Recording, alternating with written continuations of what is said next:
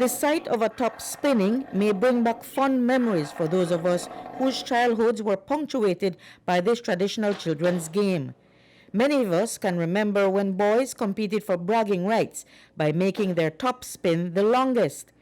Dr. Miguel de Paz is now 60 years old, but he remembers his childhood very well, and spinning top was one of many highlights.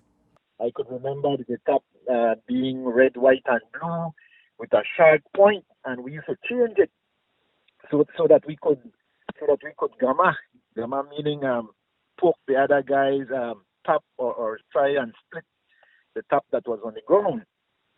And so some of the boys were good at it. I was not too good at it.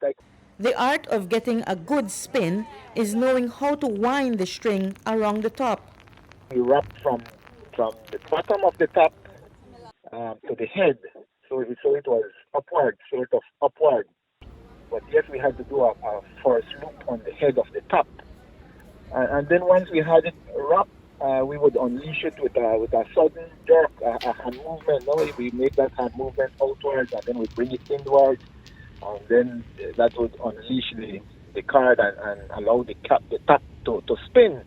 Top spinning was predominantly a male-oriented game at primary school, but we could not find a boy who was willing to spin the top for our camera. Instead, we found a woman who does it with prowess. Having a brother growing up meant that Nikita Black had to learn all the games, including those that were traditionally played by boys. She does so now for relaxation. I have an older brother, and back then, of course, there was no technology, no phone or anything, and the best part of growing up, tops, marble, jacks and ball, board game, and so forth. It's a bragging thing. I'm a girl, I can do it. I can beat you as a boy, so, it's fun. And my brother used to also get the pleasure of bragging that his sister can also do it. But it does relaxes the mind because it brings back a childhood memory, and, nothing beats, a childhood memory. There aren't many children who spin tops today compared to the past few decades. However, this game is still part of Belizean culture. The main supplier for tops is Simon Kwan's store. Anora Flowers is a sales clerk there. The children mostly from Holy Redeemer, the one from Baptist and in St. Ignatius, they come and buy because they love tops, especially the boys. Children love tops and marbles. They buy most of the time. The kind that's available is made of a lighter material and its tip is flattened as opposed to the pointed tips that were once popular.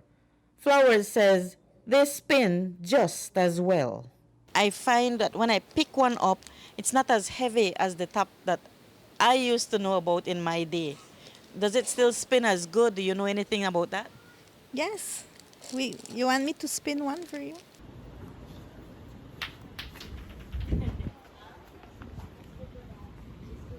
It took Anora a few tries, but it has nothing to do with the design of the top. She admits that she has forgotten the art of spinning tops over the years. It's an art that Nikita Black says she wants to not only keep, but pass on to her children. I do pass it on to my kids, and an advice I would like to give to parents, most of all, with today's technology, try to take it away, go in the yard, be with your kids, teach them something that will have a memory for them. Reporting for News 5, I'm Marion Ali.